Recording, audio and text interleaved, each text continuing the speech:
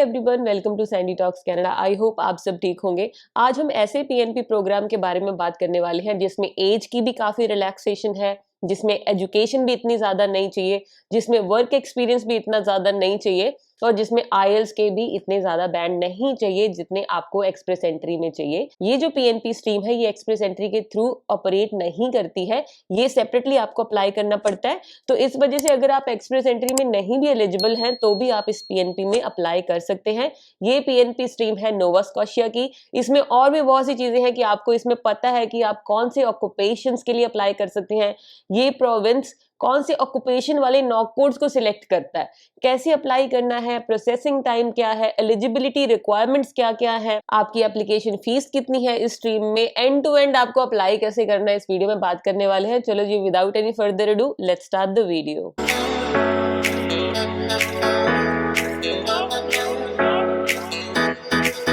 आज हम बात करने वाले हैं ऑक्यूपेशंस इन डिमांड स्ट्रीम के बारे में, जो कि नोवा स्कॉशिया की एक पीएनपी की स्पेसिफिक स्ट्रीम है। नोवा स्कॉशिया में बहुत सी स्ट्रीम्स हैं, मैं आपको लैपटॉप पे शो करूंगी, लेकिन उससे पहले मैं आपको बताना चाहती हूँ कि मैंने नोवा स्कॉशिया की एक और स्ट्रीम पे पहले वीडियो बनाई हुई है जो है लेबर मार्केट प्रायोरिटी स्ट्रीम। इस स्ट्रीम के लिए आपको एलिजिबल एक्सप्रेस एंट्री प्रोफाइल चाहिए थी, लेकिन इसमें आपको जॉब ऑफर लेटर नहीं चाहिए था। अगर आपको इस स्ट्रीम के बारे में और जानना है वो आप आई कार्ड में या फिर डिस्क्रिप्शन सेक्शन में चेक कर सकते हैं। आज हम बात करने वाले हैं ऑक्यूपेशन इन डिमांड स्ट्रीम के बारे में। चलो जी, चलते हैं अब लैपटॉप पे। सबसे पहले आपने क्या करना है, गूगल पे जाना है, गूगल पे टाइप करना है नोवा स्कॉशिया ऑक्यूपेशन इन डिमांड। जैसे ही आप ये टाइप करेंगे आपको पहला लिंक मिलेगा novascotiaimmigration.com। इस लिंक पे आपने क्लिक करना है क्योंकि ये नोवा स्कॉशिया की ऑफिशियल वेबसाइट है, सारी इंफॉर्मेशन आपको यहीं पे मिलेगी। जैसे कि आप यहाँ पे देख रहे हैं, जो ऑक्यूपेशन इन डिमांड स्ट्रीम है ये टारगेट करती है टीयर लेवल 3, 4, 5 को। तो आपको पता ही होगा कि पहले हम नॉक कोड्स बोला करते थे, अब नॉक को चेंज कर दिया गया है टीयर कैटेगरीज में। जो पहले नॉक ए और बी होता था वो टीयर में आता था 0, 1 और 2 में, जिसमें कि स्किल्ड जॉब्स आ जाती हैं, और 3 के बाद जो 4, 5 था उसमें नॉक सी और डी होता था। इसमें जो है जरूरी नहीं है कि आपको नॉक ए और बी की जॉब चाहिए, इसमें आपको नॉक बी, सी, डी कोई भी जॉब होगी इन वाली लिस्टेड ऑक्यूपेशंस में जो मैं आपको नेक्स्ट बताने वाली हूँ, उससे काम आपका चल जाएगा। इसमें उन ऑक्यूपेशंस की डिमांड है, इसलिए स्ट्रीम का नाम है ऑक्यूपेशन इन डिमांड। अब आते हैं एलिजिबिलिटी क्राइटेरिया में। एलिजिबिलिटी क्राइटेरिया का सबसे पहला बड़ा पॉइंट ये है कि ये ऑक्यूपेशन इन डिमांड जॉब्स के लिए है, जो जिन जॉब्स की डिमांड है नोवा स्कॉशिया में।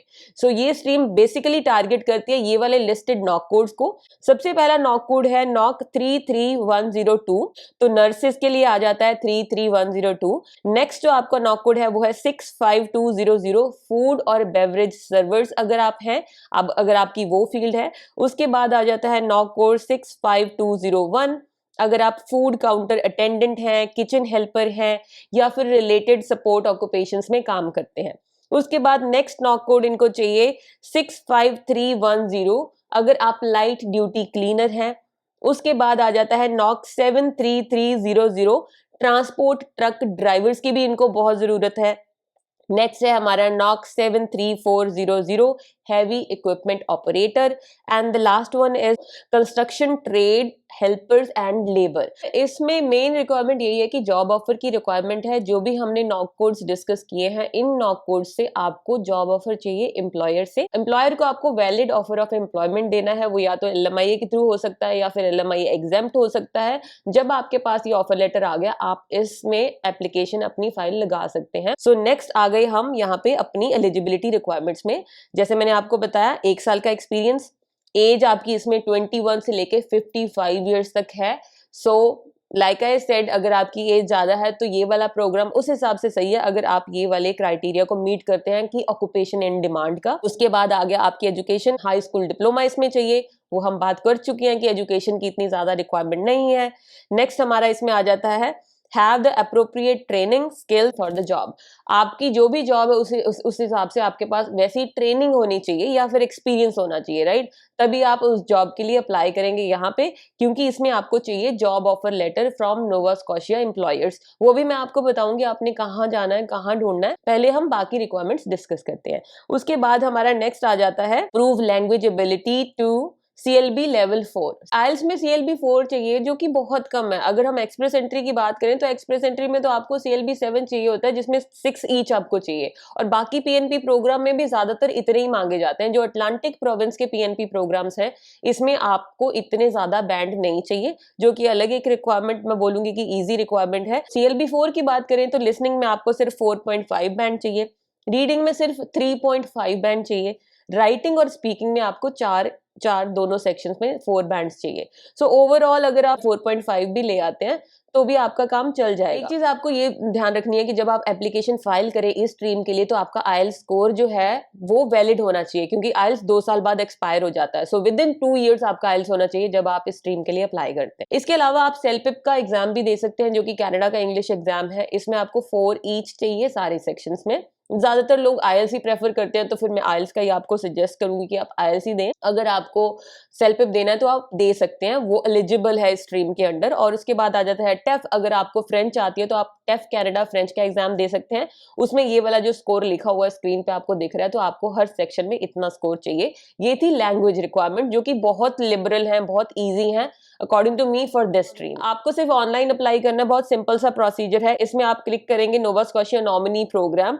ये अटलांटिक इमिग्रेशन प्रोग्राम है, इसके बारे में आपको पता ही होगा, मैं पहले काफी बार शेयर कर चुकी हूँ।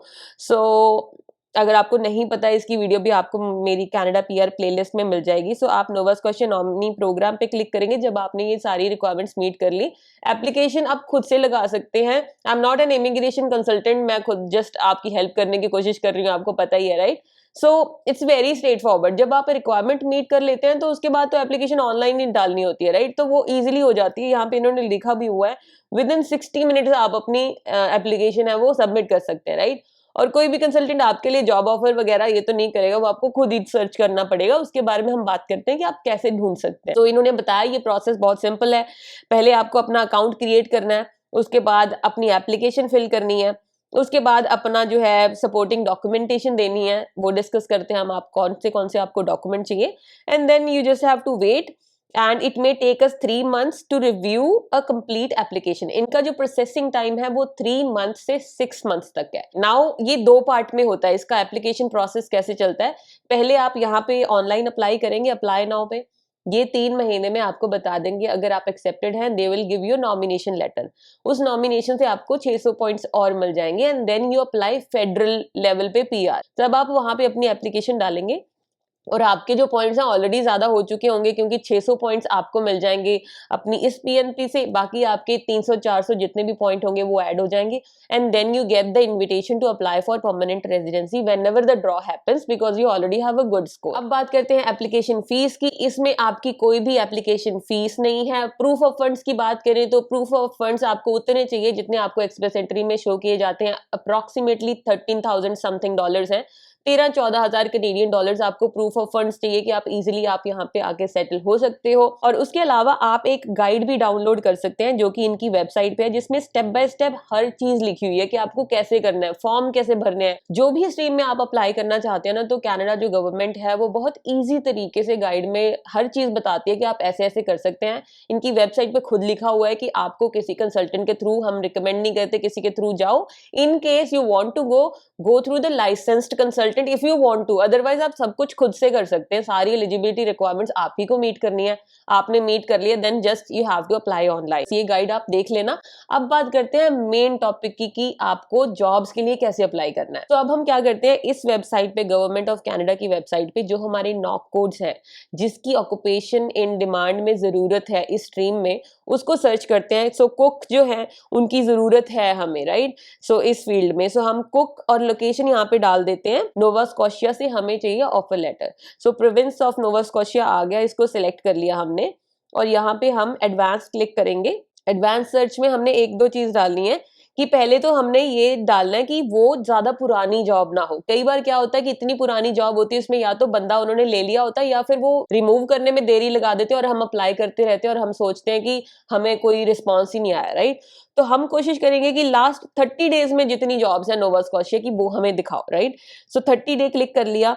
उसके बाद नोवा स्कॉशिया प्रोविंस हमने सिलेक्ट कर ली। प्रोविंस को सिलेक्ट करने के बाद आप वेरीफाइड जॉब्स पे क्लिक करना। वेरीफाइड जॉब्स मीन्स ये जॉब्स हैं, ये वेरीफाई हो चुकी हैं, राइट। सो वेरीफाइड जॉब्स पे क्लिक करेंगे और उसके बाद हम ये फिल्टर सेट कर देंगे। यहाँ पे इंटेंडेड एप्लीकेंट्स पे हमें जाना है। इंटेंडेड एप्लीकेंट्स का मतलब है कैनेडियंस एंड इंटरनेशनल कैंडिडेट। अब ये फिल्टर आपको लगाना है। अगर आप कैनेडियंस एंड ऑथराइज्ड वर्कर ये वाली जॉब्स के लिए अप्लाई करते रहेंगे तो आपके पास तो वर्क परमिट है ही नहीं, राइट। सो इस वजह से गलती हमारी यही होती है कि हम सोचते हैं, पहले तो हम जॉब बैंक से अप्लाई नहीं करते, दूसरा अगर अब हम अप्लाई करते हैं तो हम ये फिल्टर्स नहीं लगाते और देखते नहीं है कि हमें इंटरनेशनल कैंडिडेट की तरह अप्लाई करना है उन एम्प्लॉयर्स के साथ जो इंटरनेशनल कैंडिडेट्स को एक्सेप्ट कर रहे हैं। तो हम यहाँ पे ये वाला फिल्टर लगा देते हैं। अब हमारे पास जो जॉब्स आएंगी वो हमारे मतलब की आएंगी, राइट। सो अब हम देखते हैं कि हमारे पास कौन कौन सी जॉब्स हैं। सो व्यू 204 रिजल्ट्स, जो भी हमारे रिजल्ट्स हैं, सो इस पे क्लिक करते हैं, देखते हैं कौन कौन सी जॉब्स हैं। अब देखिए यहाँ पे पहली हम जॉब करते हैं कुक की है, राइट। सो इसको ओपन करते हैं। ये लिवरपूल में है, नोवा स्कॉशिया में। इसमें इनकी जो सैलरी है वो अपनी गवर्नमेंट ऑफ कनाडा की वेबसाइट के हिसाब से आपको $14.5 मिलेंगे, विच इज ओके। और इसमें 3 वैकेंसीज हैं।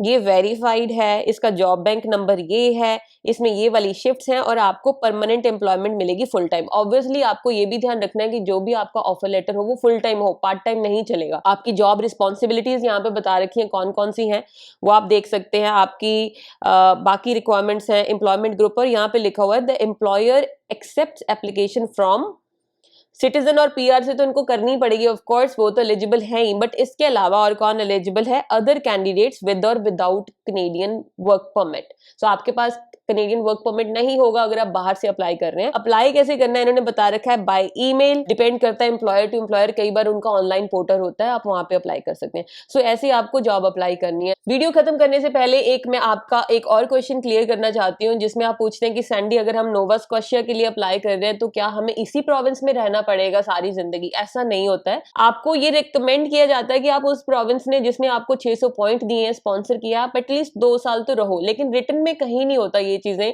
कि 2 साल ही रुकना है, बट इट इज रिकमेंडेड कि आप एटलीस्ट 2 साल उस प्रोविंस को दो जिसने आपको 600 पॉइंट दिए हैं, जिसके बिहाफ पे आप पीआर लेके यहाँ पे आए हैं। उसके बाद आप कहीं भी मूव कर सकते हैं। 2 साल भी इसलिए रिकमेंडेड है कि कल को आपको सिटीजनशिप भी लेनी है, राइट, कि उस टाइम पे आपको प्रॉब्लम ना आए कि भाई आप पीएनपी लेके तो इस प्रोविंस में आए थे और फिर आप छोड़ के चले गए, राइट। तो इस वजह से रिकमेंड किया जाता है कि 1-2 साल उसी प्रोविंस में रुको, उसके बाद आप कहीं भी मूव कर सकते हो।